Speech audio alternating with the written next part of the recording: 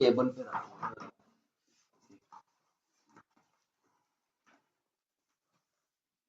اس کا مطلب ہے آج کی پھر کرنٹ افیئر کی کلاس بھی ایسے ہی ہوگی۔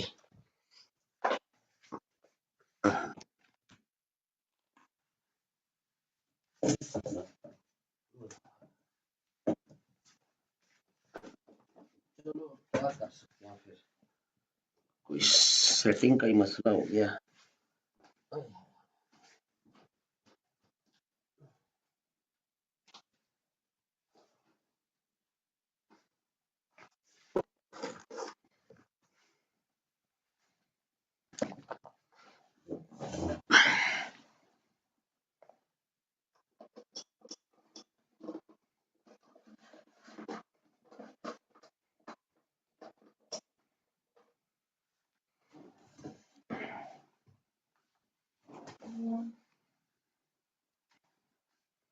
جی جناب،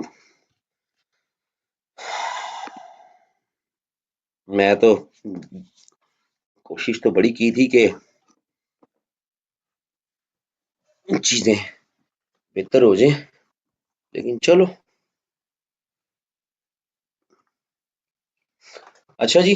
پھر اب تو آواز کلیئر ہوگی یار، اب تو کوئی ایشو نہ کرے کہ جی آواز نہیں آ رہی، اب تو بالکل راک سالڈ آواز آنی چاہیے ساروں کو، کیوں جی؟ کلیئر ہے؟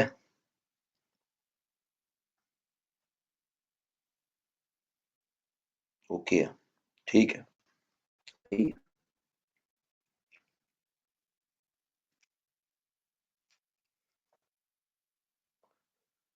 سر سید کا لائف، اس کو دو کیٹیگریز میں آپ ڈیوائڈ کر سکتے ہیں۔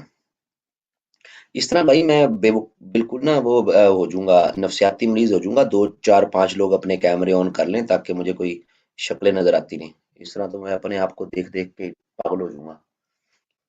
تو دو چار پانچ لوگ اگر شکلیں آن کر لیں تو مہربانی، کوئی مینڈیٹری نہیں ہے لیکن ہے کہ چلو تھوڑے سے کوئی آن کر لیں گے تو میں بھی کوئی انسانوں کو دیکھ لوں گا۔ ویسے تو سامنے یعنی کوئی وہ نہیں ہے میری طرف سے کہ بھائی آپ نے ہر حال میں آن کرنا، لیکن اگر کچھ کر لیں گے تو مہربانی، ہم جو ہے وہ ذرا پھر انٹریکٹیو کام ہو جاتا ہے۔ رائٹنگ میں تو پھر ظاہر ہے مجھے کسی کو کیمرے کی ضرورت نہیں ہے، میں اپنا بورڈ پہ لکھی جا رہا ہوں، مجھے بورڈ ہی پہ لکھنا ہے، لیکن اس طرح لیکچر دینے میں پھر کیمرے۔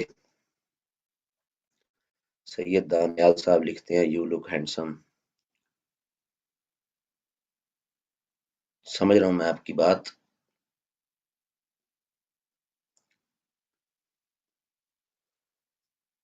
لیکن آپ میرے سے بہت دور ہوں گے، میں آپ کو اپنی ہینڈسمنس کیسے اب جو ہے ریفلیکٹ کرواؤں؟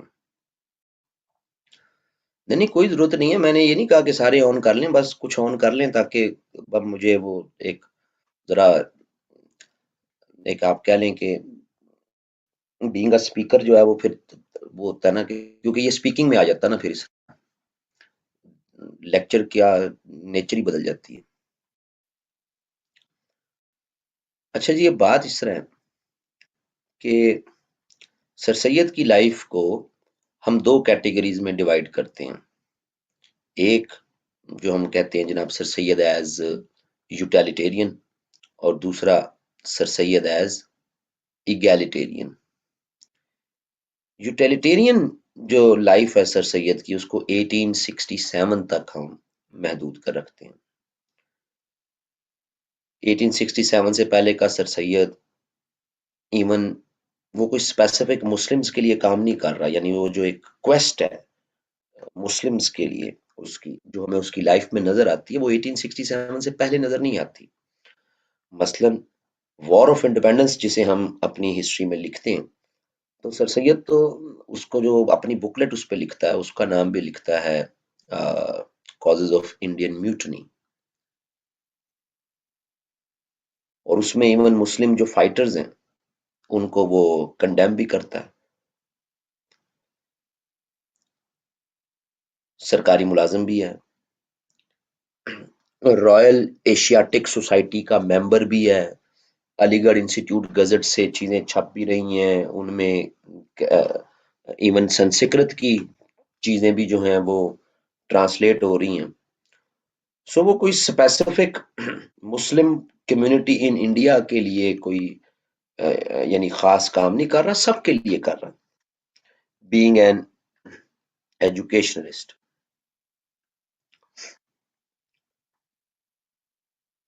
تو 1867 میں ایسا کیا ہوا ہے کہ اس کے بعد کا جو سر سید ہے اس کی لائف ہمیں ایگیلیٹیرین، یعنی اس کی efforts towards a specific community, یعنی کہ مسلم کمیونٹی، اس کے لیے نظر آتی ہیں۔ تو اس میں دو انسیڈنٹس کو ہسٹورینز رپورٹ کرتے ہیں کہ there were two incidents which have a profound impact on Sir Sayyid's ideology and his conception, not only of India, but as well as his conception of Muslim identity in India. اور یہ جو دونوں واقعات ہیں یہ آپ کی اسی ایڈیالوجی آف پاکستان کی کنیکٹیوٹی کے ساتھ امبیڈڈ ہیں، کیونکہ ایڈیالوجی آف پاکستان میں آپ نے دو کمپوننٹ بنائے، ایک اسلامک ایڈیالوجی، ایک ٹو نیشن تھیوری۔ تو یہ دونوں واقعات ایک اسلامک ایڈیالوجی کے ساتھ کنیکٹڈ ہے اور دوسرا ٹو نیشن تھیوری کے ساتھ کنیکٹڈ ہے۔ اسلامک ایڈیالوجی کے ساتھ جو واقعہ کنیکٹڈ ہے وہ ایک کتاب ہے جو سر ولیم میور نے لکھی۔ سر ولیم میور نے 1861 میں ایک کتاب لکھی جو پھر انڈیا میں تھوڑا سا لیٹ آئی ٹرانسلیٹ ہو کے، کتاب کا نام تھا لائف آف محمد۔ اب یہ جو لائف آف محمد کتاب تھی کافی اس میں ڈیروگیٹری فار پروفٹ، بہت زیادہ اس نے ایکیوز کیا ہوا تھا، ایلیگیشنز لگائے ہوئے تھے۔ تو وہ جو ایکوزیشنز ہیں، وہ جو ایلیگیشنز ہیں وہ کافی سویئر تھے، اور انڈیا میں زیادہ سے زیادہ جو مسلم کمیونٹی تھی اور اس کے جو ریلیجیس اسکالرس تھے انہوں نے زیادہ سے زیادہ جو کام کیا وہ یہ کیا کہ جی اس کتاب کا بائیک آؤٹ کر دیں۔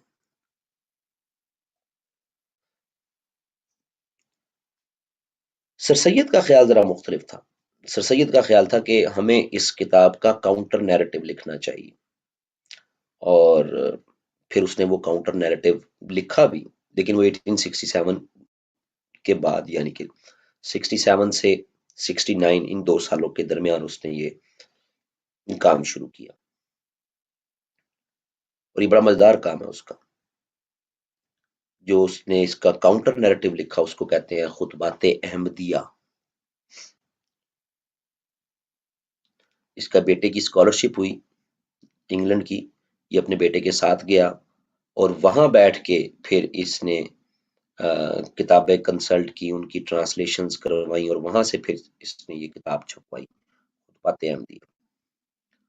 تو اس کے ذریعے یہ سمجھتا تھا کہ جو اسلام ایز اے ریلیجن، پروفٹ کی لائف، جب ریلیجن اینڈ پروفٹ کی لائف پہ اتنا بڑا جو ہے وہ اٹیک ہوا تو مسلم آئیڈینٹی تو پریزرو رہ ہی نہیں سکتی۔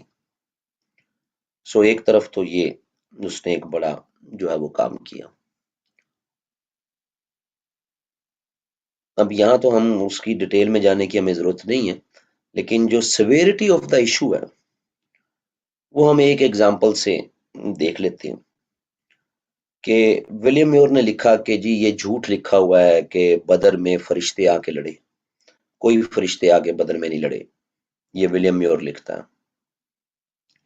تو یہ مسلمانوں نے اپنے پاس سے نا کلیم بنایا ہوا کہ جی غزوہ بدر میں فرشتے آ کے لڑ پڑے، اور تو سر سید اس کا پھر جواب لکھتے ہیں کہ ایک لمحے کے لیے مان لیں کہ فرشتے نہیں آئے، مسلمان ہی لڑے نا، تو فرشتوں کے آنے یا نہ آنے سے غزوہ بدر کے نتائج میں کوئی تبدیلی نہیں آئی، اس کا رزلٹ تو سیم رہا۔ اگر آپ مان لیں کہ فرشتے آئے اور اگر آپ نہ مانیں تب بھی جو مسلمز کی ڈومیننس تھی وہ تو آپ نہیں ختم کر سکتے نا جی غزوہ بدر سے۔ پھر اسی طرح کہ جی شب معراج تو ہوئی نہیں، یہ جھوٹ تھا، یہ کنکوکٹڈ واقعہ بنایا ہوا تھا، فیبریکیشن ہے، ولیم میور نے لکھا. تو اس کا جواب بھی بڑا پیارا سر سید نے دیا. سر سید نے جواب دیا کہ مذہب میں معجزات ہوتے ہیں، معجزات سے مذہب نہیں ہوتا. ایک مذہب کے اندر معجزات ہو سکتے ہیں، معجزات سے مذہب نہیں تشکیل پاتا. تو اس کی پھر انہوں نے اگزامپل دی کہ جس طرح کی عیسائیت مغرب نے ڈیولپ کر لی ہے، وہ ایک معجزے پہ ہے کہ حضرت عیسیٰ خدا کا بیٹا ہے. ہم مسلمان نہیں مانتے، لیکن جس اس میریکل پہ، اس معجزے پہ پورے کا پوری کرسچینٹی کو ڈیولپ کیا گیا کہ جناب حضرت عیسیٰ تو خدا کا بیٹا. تو ایک لمحے کے لیے اگر ہم یہ مان لیں کہ معراج نہیں ہوئی، تو اس سے اسلام کو کوئی فرق نہیں پڑتا. اسلام پھر بھی اپنی آب و تاب کے ساتھ ہی پھیلا. لیکن اگر ہم ایک لمحے کے لیے یہ مان لیں کہ حضرت عیسیٰ خدا کے بیٹے نہیں ہیں، تو پھر مغرب میں جو عیسائیت کا سٹرکچر ڈیولپ کیا گیا وہ سارا دڑم سے گر جائے گا، وہ ٹوٹ جائے گا، اس کا شرادہ بکھر جائے گا. مطلب کہنے کا یہ ہے کہ مذہب اتنا پاورفل ہوتا ہے کہ وہ کسی معجزات پہ کھڑا نہیں ہوتا. ہاں، مذہب کے اندر معجزات ہوتے ہیں. سر سید کے جواب جو ہیں وہ بڑے ریشنل جواب تھے. یہ تو برصغیر کے مسلمانوں کو بھی سمجھ نہیں آئے. کئی مولویوں نے سر سید پہ فتوے بھی لگا دی. خیر، ایک طرف تو یہ کہ جناب جب تک اسلام اور پروفٹ کی پرسٹیج نہیں ہوگی، مسلم آئیڈینٹی پروٹیکٹ ہی نہیں ہو سکتی. ایک تو یہ آسپیکٹ اس واقعے سے. دوسرا واقعہ جو کہ انڈیا کی میں ٹو نیشن تھیری کے کانٹیکسٹ میں جو ڈیولپ ہوتا نظر آ رہا ہے ہمیں، ظاہر ہے ایڈیالوجی آف پاکستان کے دو کمپوننٹ ہے، ایک اسلامک ایڈیالوجی، دوسرا ٹو نیشن تھیری. 1867 میں 1867 1867 میں انڈیا میں ایک تحریک چلی جس کا نام ہے ہندی اردو کنٹروورسی، جس کو ہم نام دیتے ہیں کہ کچھ ہندو گروپس وہ چاہتے تھے کہ جی آفیشیل لینگویج تو ظاہر ہے انگلش ہے، تو جناب سیکنڈ آفیشیل لینگویج وہ کر دی جائے ہندی، کیونکہ میجورٹی کی لینگویج ہے.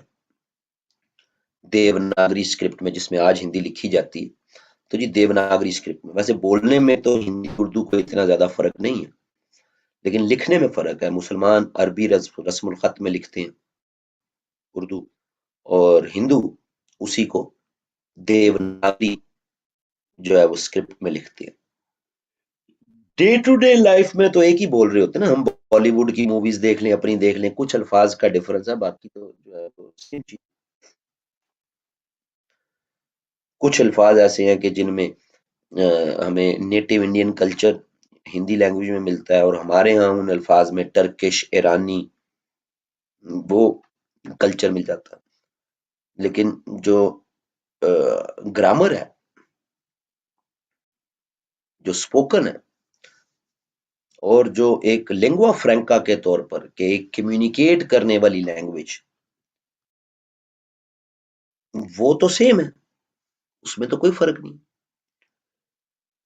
تو یہ ہندی اردو کنٹروورسی 1867 میں جنم لیتی نظر آتی. اور سر سید یہ بلیو کرتا ہے کہ لینگویج مسلم آئیڈینٹی کے لیے بہت ضروری ہے. اگر اردو ایز اے لینگویج اس کو سیٹ اسائڈ کر دیا جائے گا تو مسلم آئیڈینٹی شناخت خطرے میں پڑ جائے گی. تو وہ اس کے لیے پھر ایفرٹ کرتا. یہ جو کام تھا کہ دو واقعات، کہ ایک طرف انڈیا کی پولیٹکس میں ہونے والی ڈیولپمنٹ، اور دوسری طرف ریلیجن اور اسلام کو جو تھریٹ تھے اس کے کانٹیکس میں ہونے والی ڈیولپمنٹ. ایک تیسری بھی ڈیولپمنٹ ہے جو کہ ہم ابھی ایڈ کرنے لگے ہیں، کہ یہ جو انفینکس نوٹ 9 پرو ہے، یہ سر سید نے کہا تھا کہ ایسا کوئی بندہ کلاس میں اگر بٹ صاحب آئے تو اس کو آپ نے ریموو کر دینا، جو کہ میں نے کر دیا، اپنے نام سے کلاس میں آئے نا۔ یہ جب لائیو کلاس ہو رہی ہوتی ہے تو اس میں بیچارے بچے بھی بڑے تنگ ہوتے ہیں، کیونکہ میں دیکھتا دکھتا بھی رہتا ہوں نا کہ پھر کون کلاس میں ہے کون نہیں ہے، یو نو۔ اب یہ کوئی نوید احمد ہے، اس کو کوئی پتہ نہیں ہے، لیکن کلاس میں آ گیا ہوا ہے، اس کو اسپیکر اس کا آف ہے، تو جناب کلاس میں لیکن یہ آ گیا، اس کو بھی ہم نے ریموو کر دیا۔ سو جناب پھر یہ تو پھر چلتا رہتا نا، جب میں وائٹ بورڈ پہ کلاس لے رہا ہوتا ہوں نا، وہ پھر جلدی ہو جاتی ہے، یہ لائیو سیشن میں پھر کلاس جو ہے نا وہ آ، دیر لگ جاتا تھوڑا سا۔ خیر، تو یہ دو واقعات بڑے کہ جس نے سر سید کی لائف پہ ایک بڑا پروفاؤنڈ امپیکٹ جو ہے وہ ہمیں ہوتا نظر آتا ہے۔ 1867 کے بعد کا سر سید، اس کی لائف میں ہمیں اسپیسیفکلی مسلمز کے لیے زیادہ کام کرتا نظر آ رہا ہے۔ مثلا جب وہ انگلینڈ سے واپس آیا تو اس نے MAO اسکول بنایا، Mohammedan Anglo Oriental school, largely اس میں جو ہے وہ مسلمز کے لیے ہی۔ پھر وہی آگے چل کے کالج بن گیا، پھر اردو کے ڈیفنس کے لیے ایسوسی ایشن بنائی، پھر مسلمز کی ایجوکیشن کے لیے آل انڈیا مسلم ایجوکیشنل کانفرنس بنائی۔ تو ہمیں بعد کا جو سر سید ہے پھر 1867 سے onward، وہ زیادہ پھر مسلم آف انڈیا کے لیے کام کرتا نظر آتا ہے۔ صحیح ہے جی؟ اور اس میں پھر میکنگ آف پاکستان والی جو کتاب ہے نا کے عزیز کی، وہ پھر بڑی مزیدار ہے کہ اس نے یہ کیسے جو ہے وہ یہ کام کیا۔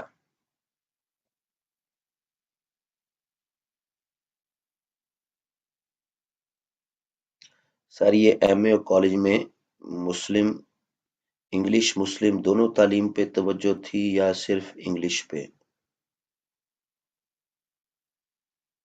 پتہ نہیں یار، سر سید سے پوچھ کے بتاؤں گا۔ اچھا جی، تو جناب کہاں بات کر رہے تھے؟ ہاں، تو میکنگ آف پاکستان میں کے عزیز مینشن کرتا ہے کہ سر سید نے مسلم آئیڈینٹی کو پروٹیکٹ کرنے کے لیے پھر جو طریقہ ڈیولپ کیا، اس کے لیے وہ ورڈ یوز کرتا ہے Trinity of ideas. Pass paper میں بہت پہلے سوال بھی آیا ہوا ہے، سر سید believed in trinity of ideas discuss trinity تین آئیڈیاز سر سید کے کہ آپ تین میتھڈز کہہ لیں اس کو، کہ جس میں رہتے ہوئے اس نے مسلمز آف انڈیا کے لیے کہ رائٹس کی پروٹیکشن کے لیے کام کیا۔ پہلا کہتے ہیں لائلٹی، دوسرا ڈیووشن، اور تیسرا aloofness. Loyalty, devotion, aloofness. Loyalty کس کی طرف؟ سر سید بلیو کرتا ہے کہ مسلمز مائنورٹی میں in India, and being a minority, اگر ہم نے اپنے حقوق حاصل کرنے ہیں تو ہمیں لائلٹی پورٹرے کرنی ہے ٹورڈز برٹش، کہ برٹش کو ہم نے کنونس کرنا ہے کہ ہم ایک لائل سبجیکٹس ہیں، لائل محمڈنز آف انڈیا۔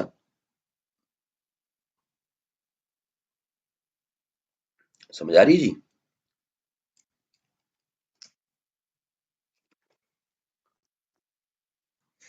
انگریز جو ہیں وہ مسلمانوں کو مسلم کا ورڈ نہیں یوز کرتے تھے، محمڈن، محمد کے ماننے والے، محمڈن۔ سو جناب پہلا تو یہ کہ ہمیں لائلٹی کے فریم ورک میں رہنا ہے، ہم نے کوئی بغاوت نہیں کرنی کیونکہ ہم مائنورٹی میں ہیں۔ اور انگریز تو پہلے یہی سمجھتا ہے کہ مسلمان ہی ٹربل میکر ہیں، کیونکہ جتنی بھی ملیٹنٹ ایکٹیویٹیز ہوئی ہیں، ملیٹنٹ ایکٹیویٹیز مسلم ریاست بنانے کے لیے، آزادی کے لیے، اس میں زیادہ تو مسلم ہی رہے ہیں. اسی لیے نہرو بھی اپنی کتاب میں لکھتے ہیں نا کہ heavy hand of British fell more upon Muslims of India. صحیح ہے جی. تو اگر ہم ڈس لائل ہوں گے تو ہمارے لیے پرابلم ہوگی. اب کافی لوگ پھر اس پہ ایلیگیشن لگاتے ہیں کہ جی سر سید انگریزوں کا ایجنٹ تھا، انگریزوں کا وفادار تھا. تو بھائی وہ نیڈ آف دا ٹائم تھی. آپ نے اپنی لائلٹی شو کرنی. یہ نہیں کہ آپ نے لائل ہو جانا، آپ نے لائلٹی شو کرنی ہے، ریفلیکٹ کرنی. یہ اتنا بڑا پوائنٹ ہے سر سید کا کہ جب ایمن سر سید کی ڈیتھ کے بعد مسلم پولیٹیکل موومنٹ کی بگننگ ہوتی ہے ان انڈیا، تو آل انڈیا مسلم لیگ کا جو مینیفیسٹو ہے، اس کے جو ایمز اینڈ آبجیکٹیوز کا پہلا پوائنٹ ہے، وہ پہلا پوائنٹ بھی یہی ہے: to promote sense of loyalty among Muslims towards British. So Muslim League نے بھی اپنی کریشن کے ٹائم پہ سر سید کے اس لائلٹی والی ایڈوائس یا اس کے طریقے کو ابینڈن نہیں کیا کہ آل انڈیا مسلم لیگ انگریزوں کے خلاف نہیں ہے جی. کیونکہ برٹش تو رولر ہیں ہی ہیں، لیکن ہم مسلمز مائنورٹی میں ہیں، کم ہے ہماری تعداد. سو ہم افورڈ نہیں کر سکتے کہ ہم برٹش کے ساتھ کسی بھی طرح کی اپوزیشنل پالیٹکس کریں. سو ہمیں لائلٹی پورٹرے کرنی. وہ ہمیں تھرو آؤٹ پھر آل انڈیا مسلم لیگ کی پالیٹکس 1906 سے لے کے 1940 تک، 1940 تک، لاہور ریزولوشن سے پہلے پہلے، وہ ہمیں ایک بھی نان کوآپریشن، ایک بھی سول ڈس اوبیڈینس، ایک بھی کوئی وائلنٹ پروٹیسٹ آل انڈیا مسلم لیگ کے فورم سے نظر نہیں آتا ٹل 1940. سو جو لیگیسی ہے سر سید کے اس لائلٹی کے پوائنٹ کی، اس ماڈل کی، یہ آپ کی بعد میں آنے والی بھی جتنی بھی لیڈرشپ ہے سب نے اس کو فالو کیا. یہ تو امپیکٹ ہی تو ہے سر سید کا.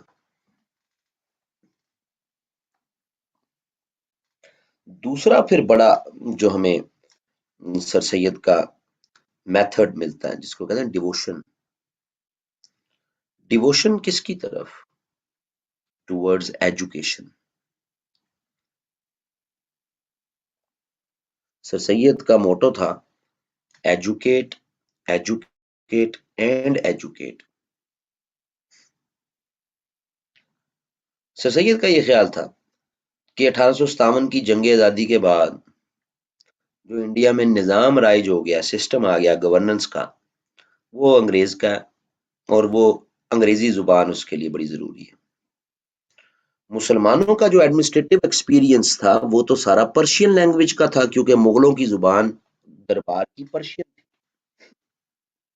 سرکاری کام سارا پرشین میں ہوتا تھا.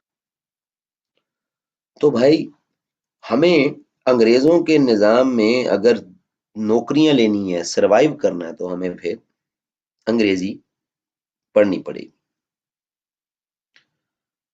دوسری طرف یہ بھی تھا کہ انگریز خود بھی، انہوں نے اپنے انگریزی اسکول شروع کر دیے ہوئے تھے ہندوستان میں، لیکن انگریزوں کے جو اسکول تھے وہ زیادہ تر اس کے اندر چرچ بھی ہوتا تھا، اس میں پادری پڑھایا کرتے تھے، کرسچینٹی کی تعلیمات دی جاتی تھی، تو مسلمان کافی اوفینڈ تھے، مسلمان اپنے بچوں کو نہیں بھیجتے تھے. تو آلٹرنیٹو کیا؟ آلٹرنیٹو دارالعلوم دیوبند نے اپنے مدرسے بنانا شروع کر دیے تھے پورے انڈیا میں. تو مسلمانوں کے بچے زیادہ تر ان مدرسوں میں جانا شروع ہو گئے تھے. تو سر سید کا خیال تھا کہ ان مدرسوں سے پڑھ کے آپ ٹھیک ہے اپنے لیے کوئی روزگار کا موقع تو بنا لیں گے، لیکن ایڈمنسٹریشن میں نہیں آ سکیں گے، انگریزوں کے قریب نہیں آ سکیں گے. سو انگریزی تعلیم حاصل کرو. Devotion towards education. اسی ایجوکیشن کو لے کے سر سید نے پورا ایک ایجوکیشن کا ماڈل دیا، جو آج بھی ہم یہاں جب ہم سی ایس ایس بھی کر رہے ہیں تو آج بھی ہمیں یہ اس کا ماڈل دیکھنے کو ملتا ہے، ایک ریشنل ویسٹرن ماڈل. کہ ٹھیک ہے مغربی تعلیم تو دیں گے، انگریزی کی تعلیم تو دیں گے، بٹ سائملٹینیسلی ہم اپنے مسلم لرننگ اور انڈیجنس انڈین کلچر کی بھی جو لرننگ ہے وہ بھی دیں گے. یہی فریم ورک کہ انگلش لرننگ بھی، اسلامک لرننگ بھی اور انڈیجنس لرننگ بھی، یہی بنیاد ہے M A O school and college کی. Mohammedan Islamic learning, Anglo English learning, Oriental اپنی مشرق کی learning, M A O school college, Mohammedan Anglo Oriental. آج ہم یہی ماڈل فالو کر رہے ہیں. ہمارا جو ایجوکیشن سسٹم ہے اس میں ہم انگلش میڈیم بھی ہیں، انگلش بھی پڑھ رہے ہیں. چلو میڈیم نہیں ہے تو لیکن انگلش پڑھ رہے ہیں. پھر ساتھ ہم اپنی نیٹو جو یہاں کی ایشوز کے ہیں وہ ان کو بھی دیکھ لیں. پنجابی بھی پڑھتے ہیں، زراعت بھی پڑھتے ہیں، ایگریکلچر فارسٹری یہ بھی دیکھتے ہیں تھوڑی بہت. اور ساتھ ساتھ پھر اسلامک لرننگ کے بھی چیپٹرز یا کتابیں یا مضمون وہ بھی ہم پڑھ رہے ہوتے ہیں. او لیولز لے لیں، میٹرک لے لیں، ایون میٹرک کی سائنس کی کتاب اٹھا لیں بیولوجی کی تو اس میں بھی مسلمان سائنسدانوں کا چیپٹر ہم نے ایڈ کیا ہوا ساتھ. ایسا ہی ہے نا. تو یہ پورا ماڈل ہم سر سید کا ہی اڈاپٹ کر رہے ہیں. تو سر سید تو آج تک ہم سر سید کے ہی ایجوکیشن ماڈل کے مطابق پاکستان میں جی رہے ہیں. صحیح ہے جی. سو جی اس کانٹیکسٹ میں کہ جی پہلے آپ ڈیووشن ٹورڈز ایجوکیشن کر لیں. تو ایجوکیشن سسٹم کا تو امپیکٹ ہمیں آج تک نظر آ رہا ہے، لیکن ہماری جتنی بھی لیڈرشپ ہے جو آل انڈیا مسلم لیگ کے پلیٹ فارم سے آگے پھر ڈیولپ ہوئی ہے، اس تمام لیڈرشپ کی اگر آپ ہسٹری اٹھا کے دیکھ لیں تو وہ یا تو علی گڑھ سے پڑھے ہوئے، علی گڑھ کیونکہ ایم اے او اسکول آگے چل کے پھر علی گڑھ یونیورسٹی بن گیا نا، تو یا وہ علی گڑھ سے پڑھے ہوئے ہیں، یا وہ لیڈرشپ علی گڑھ میں پڑھاتی رہی ہے، یا علی گڑھ کو ڈونیٹ کرتی رہی ہے پیسے. یعنی کہ جب ہم شملہ ڈیپوٹیشن دیکھتے ہیں نا جی، جو 35 لوگ آغا خان کی قیادت میں گئے تو وہ 35 سارے وہی ہیں جو ڈائریکٹلی اور انڈائریکٹلی سر سید کے ساتھ کنیکٹڈ تھے. جو آپ کے پہلے بڑی ڈیولپمنٹ ہوئی ہے نا جی انڈیا میں، شملہ ڈیپوٹیشن پولیٹیکلی سب سے پہلی ڈیولپمنٹ کہا جاتا ہے ہماری جی کہ یہ ہماری بڑی ڈیولپمنٹ تھی سب سے بڑی شملہ ڈیپوٹیشن 1906 شملہ وفد. تو وہ ساری لیڈرشپ اس کی وہی ہے کہ جو یہ اس کے سر سید کے ساتھ کنیکٹڈ تھی. تھرو آؤٹ ہمیں پھر پوری اس میں فریڈم موومنٹ میں زیادہ تر جو مسلم لیگ کے جنرل سیکرٹری ہیں وہ وہی آئے کہ جو علی گڑھ سے پڑھے ہوئے تھے. So Aligarh as an educational system education model اس نے تو آپ کو لیڈرشپ پرووائڈ کی پوری فریڈم موومنٹ کے لیے. ایون ٹھیک ہے اقبال اور جناح علی گڑھ سے نہیں پڑھے ہوئے تھے لیکن وہ ایسے ہی سکولز سے پڑھ کے آگے آئے جو کہ سر سید کے ماڈل کے مطابق تھا. چاہے اب وہ مشن ہائی اسکول سیالکوٹ ہو، چاہے وہ سندھ مدرسۃ الاسلام کراچی ہو. سو ایسا نہیں ہے کہ سر سید کا یہ ماڈل پھر صرف علی گڑھ تک ہی رہا ہے. انجمن حمایت اسلام پورے پنجاب میں، پورے کے پی کے میں، پشاور میں، اسلامیہ کالج جہاں جہاں آپ کو یہ ورڈ ملے گا نا جی پورے پاکستان میں، اسلامیہ کالج، اسلامیہ یونیورسٹی. تو اسلامیہ کالج آپ کو کہیں بھی ورڈ مل گیا نا جی تو آنکھیں بند کر کے یقین کر لیں کہ انجمن حمایت اسلام کا یہ گڑھ رہا یہ علاقہ. صحیح ہے جی. سو ڈیووشن بھی اس کا وہ کیا تھا اور اس کا پھر امپیکٹ پوری ہماری فریڈم موومنٹ پہ. تیسرا پھر جو آسپیکٹ ہے وہ بڑا مزیدار ہے، اس کو کہتے ہیں پھر الوفنس. الوفنس الوفنس کس سے؟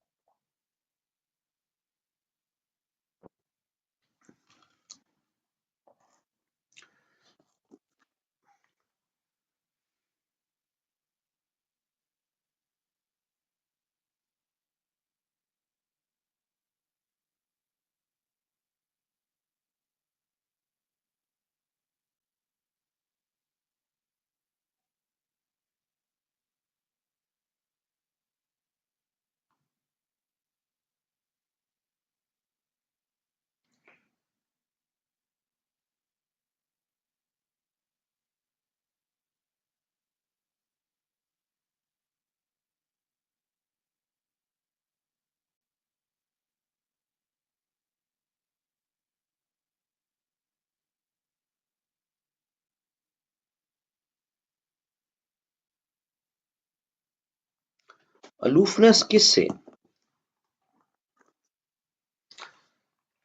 تو جنرلی ہم یہ سمجھتے ہیں کہ جی جو ہمیں بچے چھوٹے ہوتے سے پڑھایا جاتا ہے وہ یہ پڑھایا جاتا ہے جی کہ سر سید نے ہمیں کہا تھا کہ سیاست میں حصہ نہ لیں، الوفنس from politics,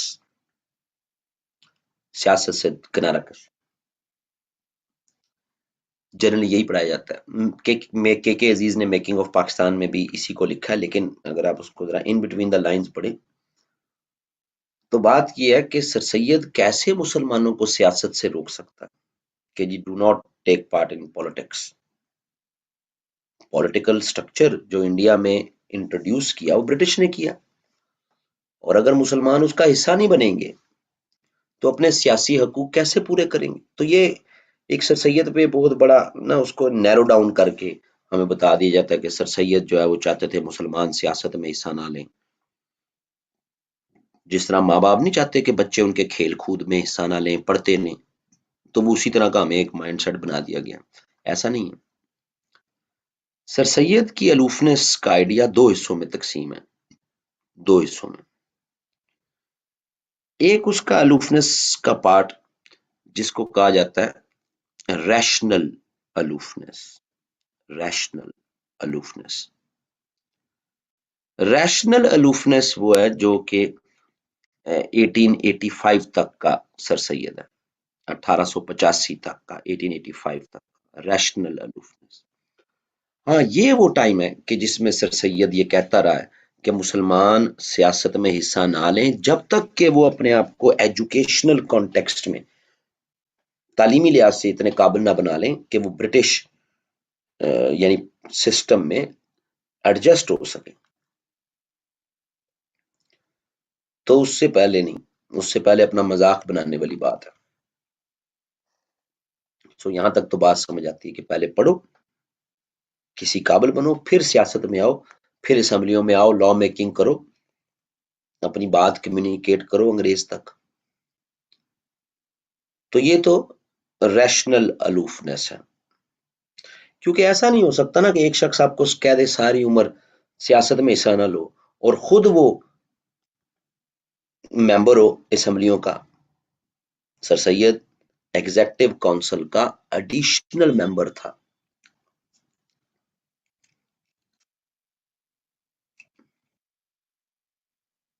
additional member executive council کا گورنر جنرل کی، 1878 سے 1883 تک 5 سال۔ تو ایک شخص جو خود ایگزیکٹو کونسل کا ممبر ہے، انگریزوں کے قریب ہے، پالیٹکس میں ان ہے، وہ اپنی قوم کو کیسے کہہ سکتا ہے کہ سیاست میں حصہ نہ لو؟ یعنی میں لیتا رہوں حصہ، تم لوگ نہ لو، یہ پاسبل نہیں نا ہے۔ اس کا خیال یہ تھا کہ جب تک علم حاصل کرو، جب علم حاصل کر کے ایجوکیٹ ہو کے ایک ایسے سٹیج پہ آ جاؤ کہ جہاں تم حصہ لے سکو، پھر لے لینا۔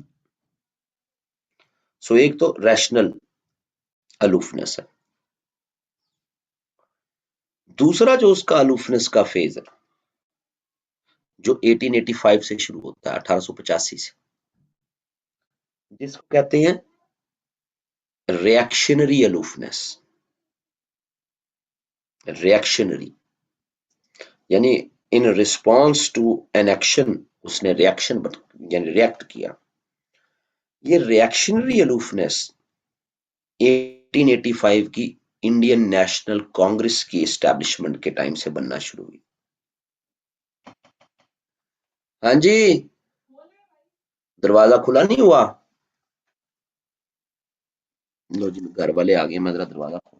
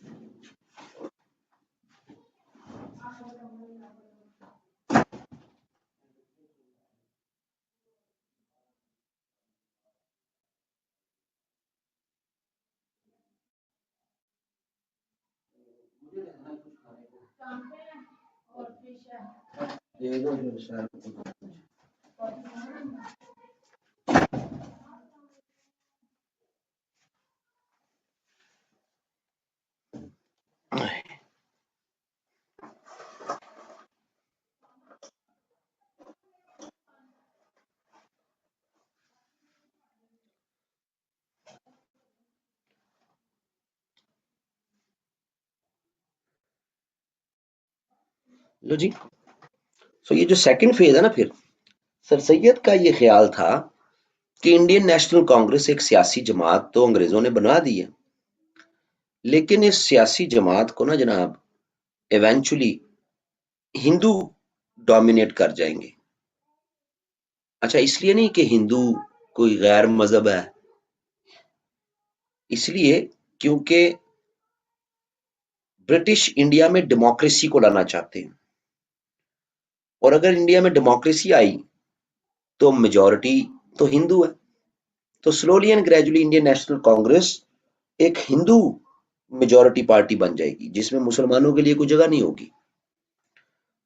So there must be a separate criteria for the induction of Muslims in Indian National Congress.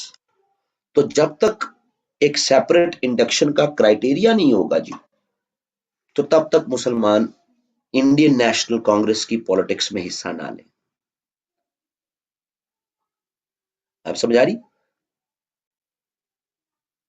ورنہ اگر ہم یہ سمجھیں کہ جی مسلمان سیاست میں حصہ نہ لیں، سر سید نے کہا تھا، تو آگے چل کے سر سید کے حواریوں نے ہی مسلم لیگ بنائی، سر سید کے اسکولوں کالجوں سے پڑھے ہوئے گریجویٹس نے مسلم لیگ چلائی، تو وہ تو سارے پھر وائلیشن کرتے رہے نا سر سید کی. یعنی پہلے پڑھے، قابل ہوئے، پھر سیاست میں آئے. لیکن سیاست میں آئے بھی تو پہلی جو ڈیولپمنٹ ہے مسلمز کی سیاست میں آ کر شملہ ڈیپوٹیشن، تو آپ چھوٹے ہوتے سے پڑھتے آئے ہوں گے، اس شملہ ڈیپوٹیشن میں بھی جو سب سے امپورٹنٹ چیز مانگی وہ سیپریٹ الیکٹریٹس مانگے کہ ہمارے لیے سیپریٹ ریپرزنٹیشن کا طریقہ ہو. یہ بھی تو سر سید نے کہا تھا پہلی دفعہ. سمجھا رہی جی؟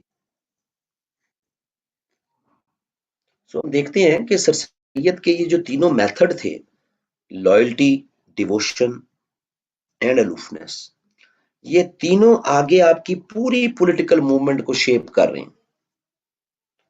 سو no doubt sir Syed can rightly be labelled as father of Muslim nationalism in India. Sir Syed کو آپ father of Muslim nationalism in India کہہ سکتے ہیں،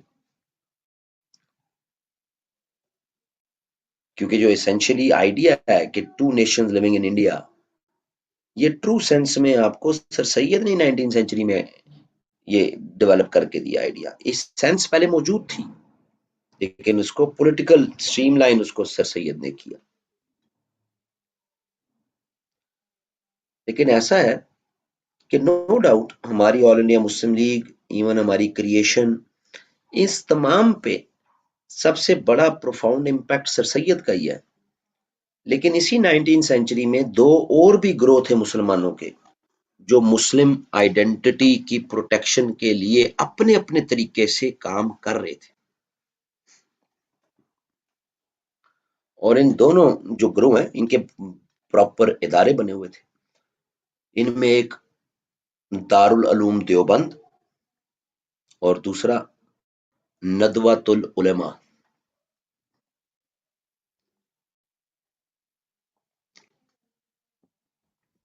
دارالعلوم دیوبند اینڈ ندوۃ العلماء.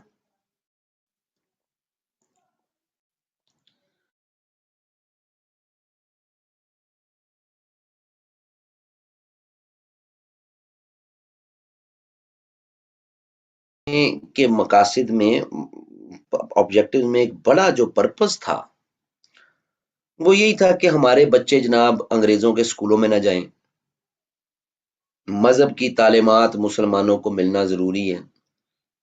مسلمان جب تک ریلیجیس جو آپ بلیف ان کے اسٹرانگ نہیں ہوں گے وہ ہندوستان میں سروائیو نہیں کر سکتے. تو دارالعلوم دیوبند ظاہر ایک مدرسہ کے طور پہ آپریٹ ہوا، لیکن اس مدرسہ میں مسلمانوں کو آرٹیزن شپ بھی، ہنرمندی بھی سکھائی جاتی تھی، تاکہ یہاں سے پڑھ کے جو فارغ التحصیل ہوں وہ اپنا کام کر سکیں، یعنی سرکاری نوکری نہیں کرنی، اپنے کام کر لو۔ یہ ایک مکمل علیحدہ تھاٹ تھی کہ ہمیں انگریزوں کے نظام کا حصہ نہیں بننا، مسلمان مذہب کی بنیادی تعلیمات ان کو کلیئر ہوں اور وہ ساتھ اپنے کام کر لیں، جو کہ آرٹیزن شپ دارالعلوم دیوبند میں سکھائی بھی جاتی تھی۔ بڑھئی کا کام، طب کا کام، چھوٹے موٹے جو کام جو ہیں یہ کہ روزگار جو یہاں سے پڑھ کے جو بچے فارغ التحصیل ہوں وہ صاحب روزگار، وہ اپنا خود روزگار بنا لیں۔ سو یہ بھی ایک پوری کی پوری ایک ایفرٹ ہے، اور یہ سر سید کے ماڈل کو اچھا نہیں سمجھتے تھے، یہ سمجھتے تھے کہ سر سید غیر ضروری انگریزوں کی چاپلوسی کر رہا ہے، ہمیں انگریزوں سے دور رہنا چاہیے۔ اس ماڈل نے بھی آگے چل کے مسلمانوں کو ایک سیاسی جماعت بھی دی جس کا نام جمعیت علماء ہند ہے۔ جمعیت علماء ہند کے فورم سے مسلمانوں کے لیے کافی سلوشنز بھی ڈیولپ ہوئے۔ پھر جمعیت علماء ہند میں سے ہی کچھ علماء ٹوٹ کے وہ پھر آل انڈیا مسلم لیگ کے ساتھ بھی جو ہے وہ کنیکٹ ہو گئے۔ چلو ابھی تو تھا، میں 10 منٹ تھے کلاس کے۔ چلو ٹھیک ہے، میں وہ میٹھے چاول کھا لیے تھے کافی نا، اسفل کو بھیجنا ذرا۔ لو جی،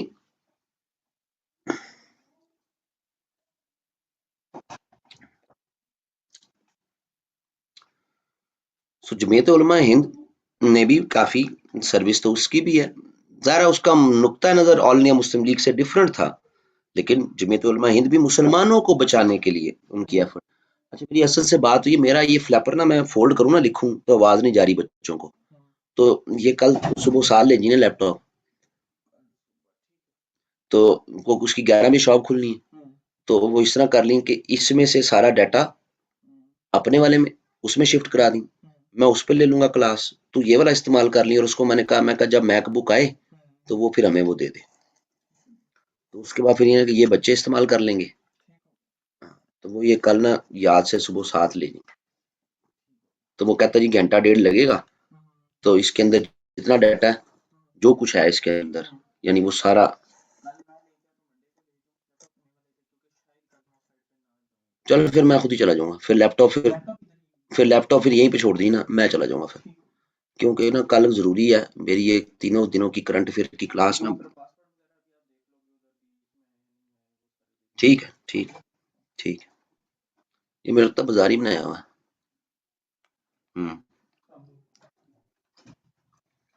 چلو اچھا جی، اب ایسا ہے کہ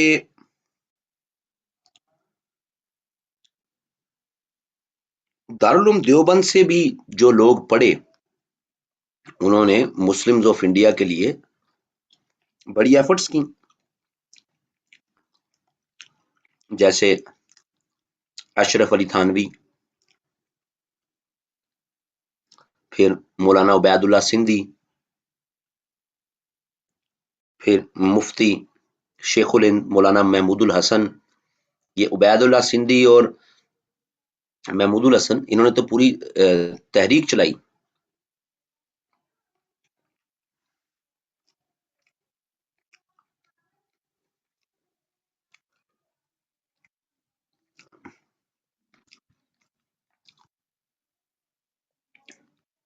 کیا پوچھ لیا اس نے؟ وحید خان، اس سے پہلے بھی وحید خان نے پوچھا ہے۔ وحید خان بیٹا اپنا کیمرہ تو آن کر ذرا۔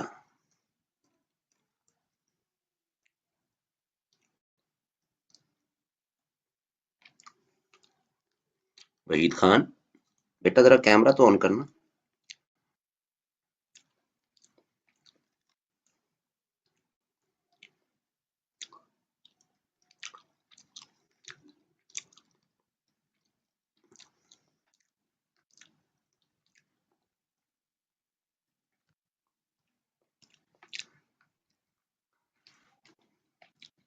کیمرہ نہیں آن کرنا. انگلیوں میں اگر خارش ہو رہی ہے سوال کرنے کی تو اس کو کسی مناسب جگہ پہ انگلیاں ڈال لو،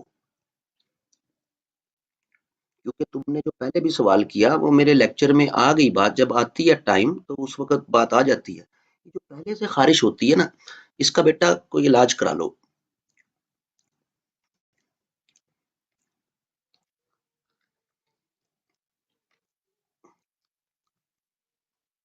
میں خیال ہے پہلے بھی سوال کیا تھا، ابھی بات ہی نہیں آئی تھی. پیچھے ایم اے کالج میں انگلش پڑھائی جاتی ہے یا اردو پڑھائی جاتی ہے، تو جب ٹائم آیا میں نے بتا نہیں دیا کہ وہاں پہ کیا پڑھایا جاتا.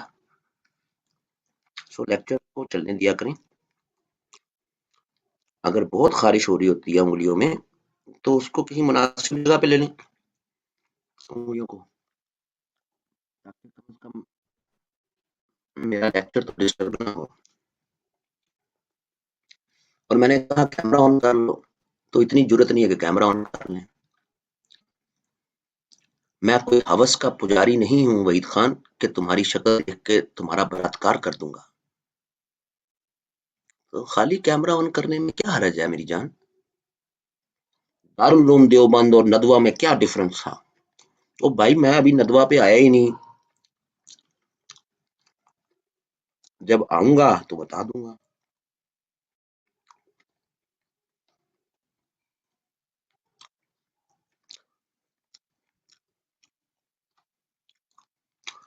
ٹھیک ہے.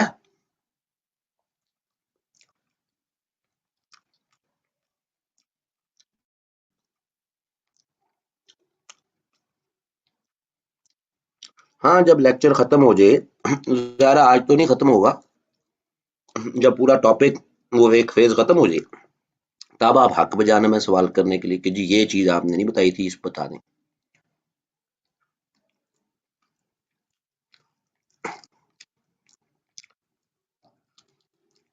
چلو تمہارا شکریہ، تمہاری وجہ سے میں ٹائنڈی بوٹی کھا لی میں نے.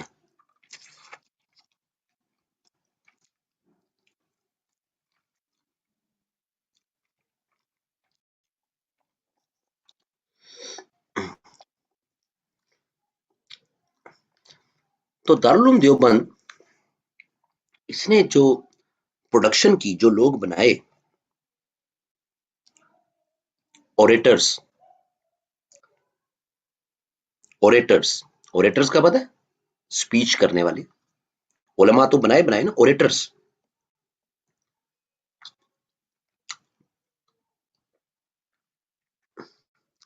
اب اگر ٹو نیشن تھیوری کے کانٹیکسٹ میں سر سید، آل انڈیا مسلم لیگ، ان لوگوں نے بڑا امپورٹنٹ کام کیا. تو مسلم آئیڈینٹی اور اسلامک ایڈیالوجی اور لوگوں میں اسلامک ایڈیالوجی کی امپورٹنس کو اجاگر کرنے میں ایسے اوریٹرز نے کام کیا. امیر شریعت عطا اللہ شاہ بخاری، پیر جماعت علی شاہ، یہ بڑے نام ہیں کہ یہ ان لوگوں کی سپیچز نے لوگوں میں اسلامی حمیت، جو ایک sanctity and prestige of being Muslim and Islamic system کی امپورٹنس، اس کو اجاگر کیا.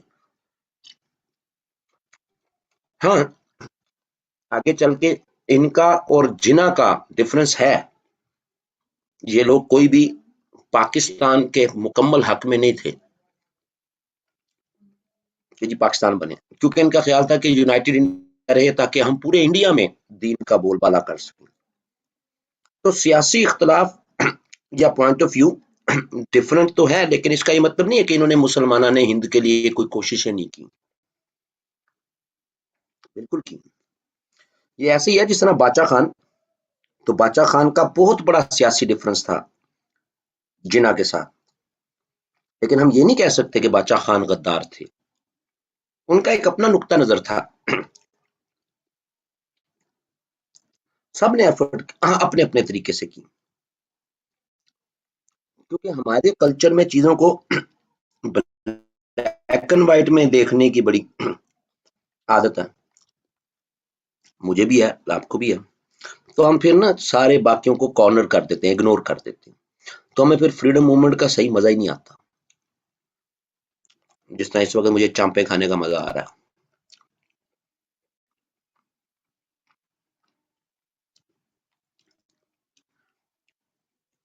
تو اس گروہ نے بھی ظاہر اپنا رول پلے کیا، اور دارالعلوم دیوبند جیسے مدرسے پورے ہندوستان میں بننا شروع ہو گئے. جس طرح آپ کہتے ہیں نا پنجاب یونیورسٹی کا بہاڑی کیمپس، فلانا کیمپس، فلانا کیمپس، کامسیٹس کا ایبٹ آباد کیمپس، کامسیٹس کا اکاڑا کیمپس. تو اس طرح دارالعلوم دیوبند کے بھی کیمپس نہیں ہوتے تھے، لیکن بہت سارے مدرسے دارالعلوم دیوبند کا نصاب پڑھانا شروع ہو گئے تھے، اس سے ایفیلیٹ ہونا شروع ہو گئے تھے. تو ایک بہت بڑا کنٹریبیوشن مسلمانوں کی مذہبی اساس کو جو ہے وہ پروٹیکٹ کرنے کے لیے، ریلیجیس جو بیسز ہیں.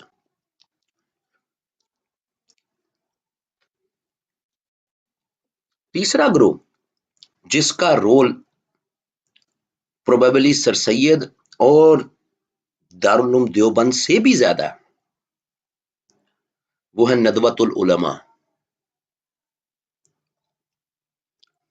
ندوۃ العلماء بیسیکلی لکھنؤ، اچھا دارالعلوم دیوبند تو یہ دیوبند میں، دیوبند جگہ کا نام، جس طرح علی گڑھ جگہ کا نام ہے. ندوۃ العلماء یہ لکھنؤ بیسڈ جو ہے وہ فورم تھا جی، لکھنؤ بیسڈ. لکھنؤ میں مختلف مسلمان علماء اینڈ انٹلیکچوئلز، ان کا ایک گروہ جس کا یہ خیال تھا کہ ہندوستان کے مسلمانوں کو مسلم آئیڈینٹی ان کی اسی وقت پروٹیکٹ ہو سکتی ہے جب تک ان کو glorious past of the Muslims نہ بتایا جائے کہ ہمارے آباء و اجداد انہوں نے کتنی قربانیاں دیں، کیا ایفرٹس ہیں ان کی اسلامی نظام کے لیے، اسلام کے لیے. تو دارالعلوم ندوۃ العلماء اس کے پلیٹ فارم سے ہمیں پھر علماء کتابیں لکھتے نظر آتے ہیں.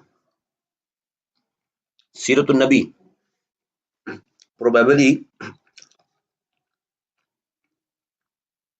انڈیا پاکستان کی سب سے بیسٹ، جو انڈیا پاکستان میں لکھی گئی سب سے بیسٹ سیرت کی کتاب ہے، وہ سید سلمان ندوی کی سیرت النبی. سیرت الفاروق، پھر مختلف صحابہ، مسلمان رولرز، ان کی لائف، ان کی ہسٹری، ان کی ایفرٹس.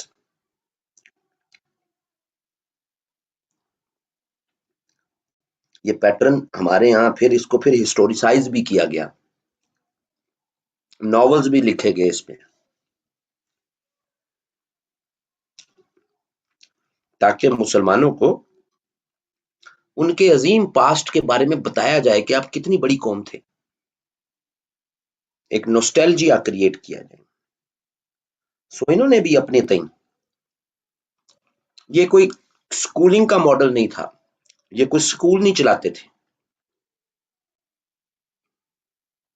لارجلی ان کا تھا کہ مسلمانوں کی صفوں میں یونٹی ہو. تو ندوۃ العلماء میں سنی علماء بھی تھے، شیعہ علماء بھی تھے، کہ مل کے کنسنسس کے ساتھ مسلمانوں کی تاریخ ماضی کی، ظاہر ہے جب ماضی کی تاریخ بیان کرنی ہے تو شیعہ سنی اختلاف بھی تو آ جانا نا. صحیح ہے جی. سو یوں اس گروہ نے اپنا رول جو ہے وہ پلے کیا تاکہ مسلمانوں میں ان کے پاسٹ کی اویئرنیس ہو. اور یاد رہے اسی گروہ میں ایک شخص تھا جو پہلے سر سید کے ساتھ تھا، پھر اس گروہ میں آ گیا، شبلی نعمانی. شبلی نعمانی نے جو چیز ہائی لائٹ کی، وہ آگے چل کے جناح نے، جب وہ سیاست میں جناح آیا تو جناح نے وہ چیز انگریزوں سے منوائی، اور اس کو کہتے ہیں وقف الاولاد بل. صفدر صاحب چونک گے کہ یہ اولاد میں وقفے کا بل. وقف الاولاد، وقف الاولاد بل، یہ شبلی نعمانی نے پہلی دفعہ ہائی لائٹ کیا تھا کہ انگریز ہندوستان میں وقف کے آئیڈیا کو سمجھ نہیں پا رہے، جو مسلمانوں کی قانون وراثت میں بڑا کلیدی اور امپورٹنٹ چیز ہے۔ تو پھر آگے چل کے جنہوں نے یہ وقف الاولاد کا بل پاس کروایا اسمبلی سے، نہیں تو مسلمانوں کی کافی دل آزاری ہو رہی تھی۔ وقف تو سنا ہوگا نا، وقف کر دینا، ہبا کر دینا، تو یہ وہ وقف ہے، اس کو اولاد میں وقفے والا بل نہ سمجھ لینا۔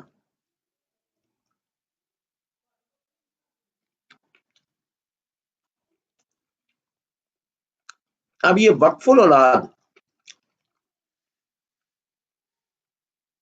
ہوتا یہ تھا کہ کئی مسلمان امراء اپنی زمین کا کچھ حصہ کسی مدرسے کو، کسی مسجد کو، کسی یتیم خانے کو، کسی لائبریری کو وقف کر دیتے۔ اب میرے جیسا پھر کوئی بیٹا آگے اس نواب کا، وہ جا کے انگریزوں کی عدالتوں میں کیس کر دیتا تھا کہ بھائی یہ تو میری پراپرٹی ہے۔ اب برٹش لا میں تو وقف کی کوئی حیثیت نہیں، گفٹ کی حیثیت ہے، ہبا گفٹ کرنا، وقف ڈونیٹ کرنا۔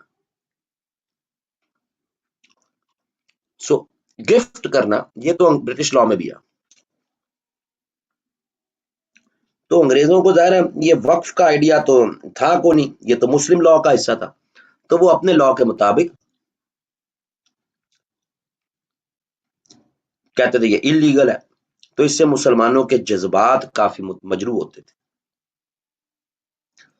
تو یہ شبلی نعمانی نے پہلی دفعہ ہائی لائٹ کیا تھا کہ یار یہ انگریزوں کو چاہیے کہ یہ وقف کے آئیڈیا کو ہمارے سمجھیں، یہ لوگ اپنی مرضی سے اسلام کے راستے میں اپنی کوئی جائیداد یا زمین یا کوئی چیز اس کو وقف کر دیتے ہیں، تو جناب وہ انگریز واپس لے لیتے ہیں اور اس بندے کے وارث کو دے دیتے ہیں کہ جی تیری سی۔ تو یہ بل آگے جنہوں نے پاس کرایا، یعنی امپورٹنس تو پھر اس سکول کی بھی ہے نا، کہ مسلمانوں کے جو مذہبی قوانین ہیں وہ مجروح ہو رہے ہیں جی ہندوستان میں، اور آگے چل کے اس کی کنیکٹیوٹی آپ بنا سکتے ہیں کہ ایسا ملک چاہیے جہاں مسلمان اپنے مذہبی قوانین کے مطابق رہ سکیں۔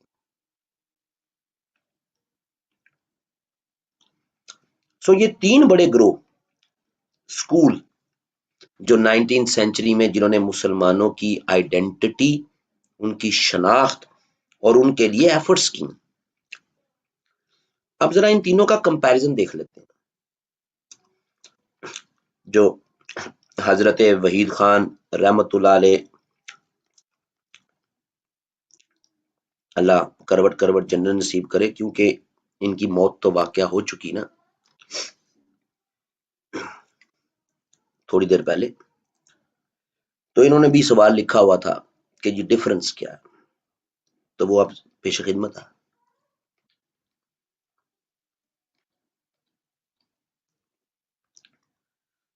پہلے ذرا ان میں ڈفرنس دیکھ لیتے ہیں کہ ان میں پراپر ایجوکیشنل فورم کون سے ہیں جی۔ سو ندوہ ایجوکیشنل فورم نہیں تھا، جبکہ دارالعلوم دیوبند اینڈ علی گڑھ، علی گڑھ کیوں کہتے ہیں؟ کیونکہ ایم اے او اسکول جو بعد میں ایم اے او کالج بنا علی گڑھ کے شہر میں بنا، اس لیے علی گڑھ۔ جب آپ پڑھتے ہیں نا علی گڑھ موومنٹ، تو وہ کوئی موومنٹ سوچ سمجھ کے شروع نہیں ہوئی، یہ تاریخ دانوں نے، ہسٹورینز نے نام دیا علی گڑھ موومنٹ، یعنی سر سید کی ایفرٹس آگے چل کے علی گڑھ نے کیا دیا آپ کو، لیڈرشپ دی، سوچ دی۔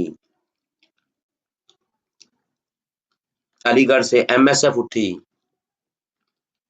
علی گڑھ سے All India Muslim League, women league اٹھی، علی گڑھ کے گریجویٹس ہی زیادہ شملہ گئے، علی گڑھ کے گریجویٹس نے آل انڈیا مسلم لیگ کی بنیاد رکھی. سمجھ آ رہی ہے جی؟ سو علی گڑھ موومنٹ کوئی آسمانوں سے ٹاپک نہیں اترنا. ہاں لیکن یہ نہیں ہے کہ سر سید کی اپنی لائف آپ کہہ دو وہ بھی علی گڑھ موومنٹ ہے. وہ تو علی گڑھ کے بننے کے بعد اس کے 20-25 سال بعد کیسے جناب اس کا امپیکٹ نظر آیا. لو جی، پہلا تو پھر پراپر ایجوکیشنل انسٹیٹیوٹ علی گڑھ ہے، دیوبند ہے. ندوہ ایجوکیشنل انسٹیٹیوٹ نہیں ہے.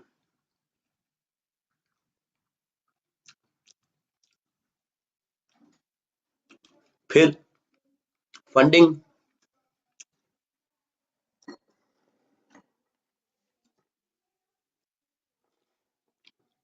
ٹیسٹ ہی کو نہیں تھا اس کا تو،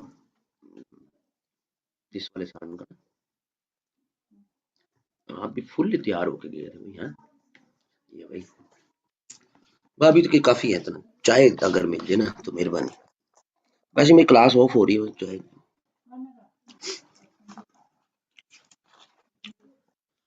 اچھا جی،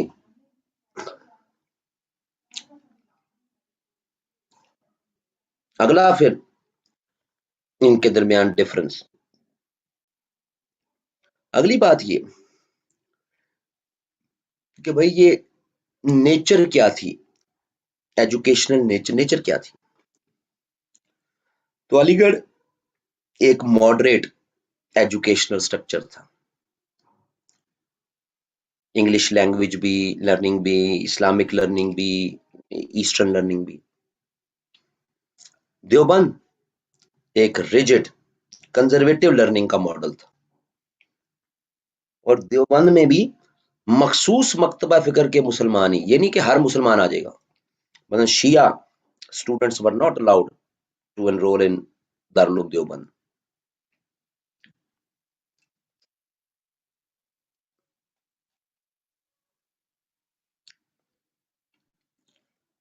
جبکہ ظاہر ہے اس میں ندوۃ العلماء میں تو ایسا کوئی فریم ورک تھا ہی نہیں.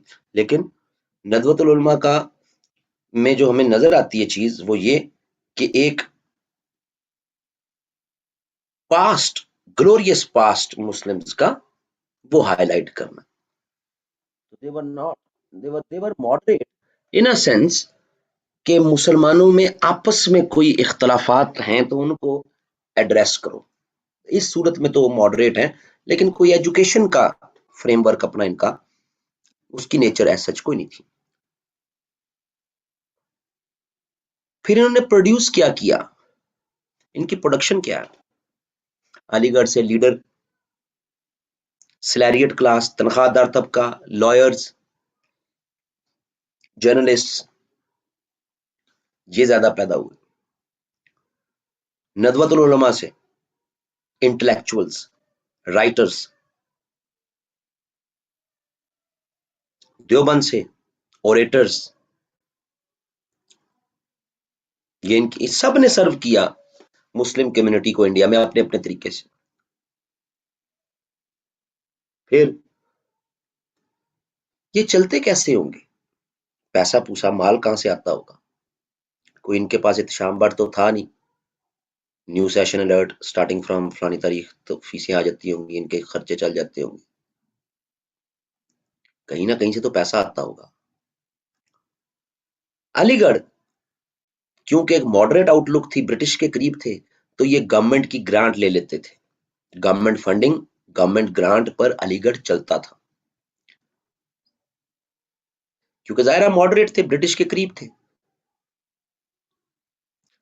دارالعلوم دیوبند سختی سے کسی بھی حکومتی معاونت کے اگینسٹ تھا، تو یہ گورنمنٹ سے فنڈنگ نہیں لیتے تھے کسی بھی صورت. دارالعلوم دیوبند بلکہ یہ جو مسلمان بھی چندہ دیتے تھے اس کو یہ اناؤنس نہیں کرتے تھے، ڈکلیئر نہیں کرتے تھے. سو ان کا کافی ریجڈ تھا یہ اپنے آپریشنل میکنزم میں، اپنے فائنینشیل میکنزمز میں. ان کی سب سے بڑی جو سورس آف ارننگ ہوتی تھی وہ ان کی پرنٹنگ ہوتی تھی، کتابچے چھوٹے چھوٹے، فتوے، دارالافتاء ان کا ادارہ تھا جس سے فتوے دیا کرتے تھے، اور وہ لاکھوں کی تعداد میں چھپتے تھے، تو پرنٹنگ سے یہ اپنا ایک فنڈ ریزنگ کرتے تھے۔ اور ندوۃ العلماء تھا ہی نو پروفٹ نو لاس بیس ادارہ،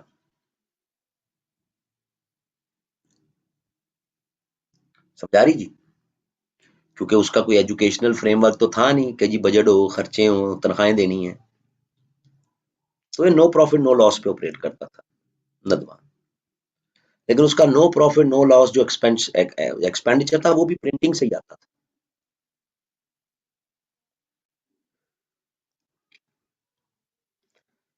پھر ان کی پولیٹیکل آؤٹ لک، تو علی گڑھ کو ہی ہم کہتے ہیں کہ علی گڑھ سے ہی آل انڈیا مسلم لیگ کی بنیادیں نکلی،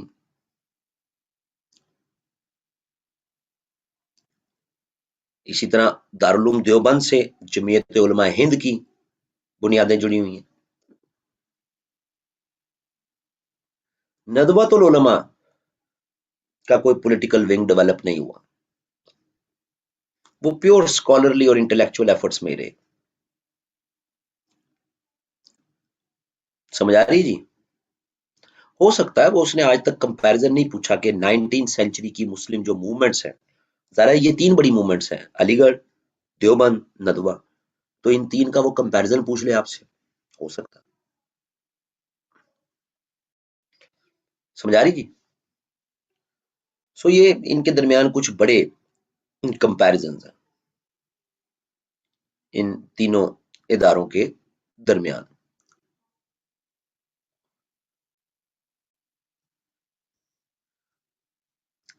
اب وحید خان صاحب کوئی چیز رہ گئی ہو تو اب آپ سوال کر سکتے ہیں۔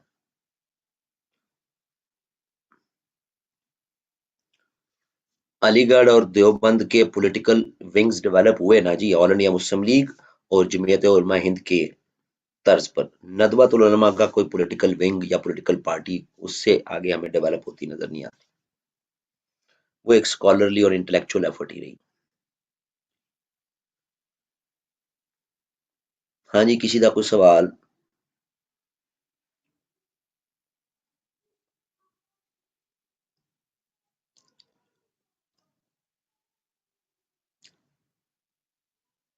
نہیں؟ اچھا جی، ایک گزارش جو ہے وہ سن لیں کہ جن جن لوگوں نے اسکریننگ ٹیسٹ کے سیشن کو جوائن کرنا ہے، وہ 1 فروری لاسٹ ڈیٹ ہے۔ جو میرا رجسٹرڈ اسٹوڈنٹ ہے کسی بھی گروپ میں، ویسے تو اس کی فیس 3000 ہے، لیکن میرے اسٹوڈنٹ کی 2000 ہی فیس ہے، تو یہ نہ ہو کہ آپ 1 فروری کے بعد فیس جمع کروا رہے ہوں، وہ ہم نے الاؤ نہیں کرنا۔ اسٹوڈنٹس کا آلریڈی رش بہت زیادہ ہو رہا ہے، تو ہم نے 1 فروری کو پیک کر دینا ہے کہ بھائی یہی بچے ہیں، تو اس سے زیادہ ہمارے سے مینج نہیں ہونے، تو وہ یہ نہ ہو کہ آپ لوگ 1 فروری کے بعد جو بھی فیس جمع کرا رہا ہوگا وہ واپس ہو جائے گی فیس، وہ الاؤ نہیں ہوگا۔ وحید خان صاحب نے کوئی سوال نہیں کیا ابھی تک، یا مجھے نظر نہیں آ رہا، نہیں ہے کوئی سوال؟ پھر آپ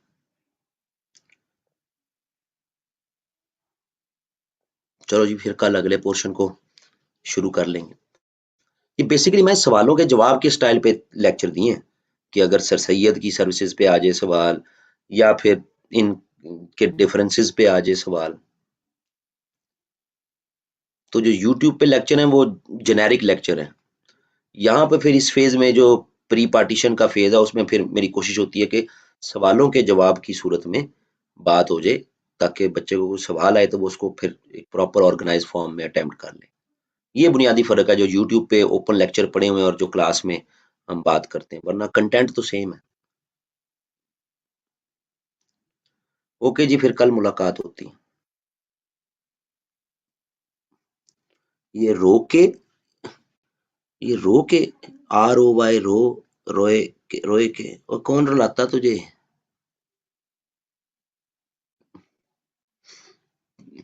چلو، رونے تک ٹھیک ہے، سانس تو آتی ہے نا، کچھ ایسے بھی ہوتے ہیں جو رلاتے بھی ہیں اور سانس بھی نہیں لینے دیتے۔ सांस तो आ रही होगी ना तुम्हें। ओके।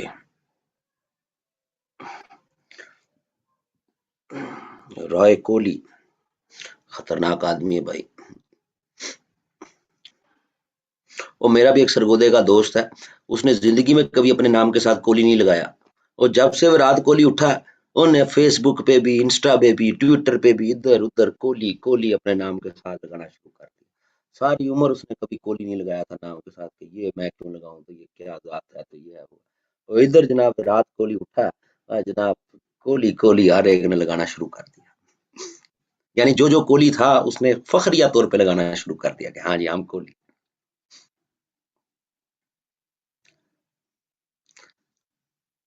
ओके जी, अल्लाह हाफिज। सर बुलेट पॉइंट्स मिल सकते हैं टॉपिक के?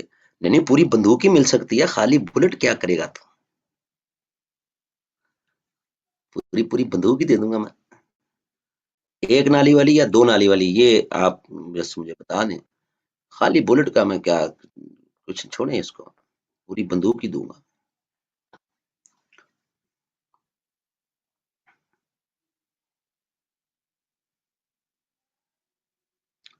पॉइंट्स का कह रहे थे और आपने बुलेट ही लिखा हुआ, मुझे बुलेट ही नजर आया भाई, मैं अब क्या कर सकता हूँ। भाई मेरे तो इसी तरह लेक्चर होते हैं भाई, अब जो वो स्क्रीन क्योंकि आज नहीं थी तो इस तरह दे दी, वरना वो स्क्रीन ही मिल जाती है। कल तक लैपटॉप दूसरा चेंज हो जाएगा, कल से दोबारा फिर जो है वो स्क्रीन पे फिर लेक्चर देना शुरू हो जाएंगे। उमैर साहब, आप कुछ जानी पहचानी शख्सियत लगती हैं, कोई पुराना ताल्लुक है आपके साथ?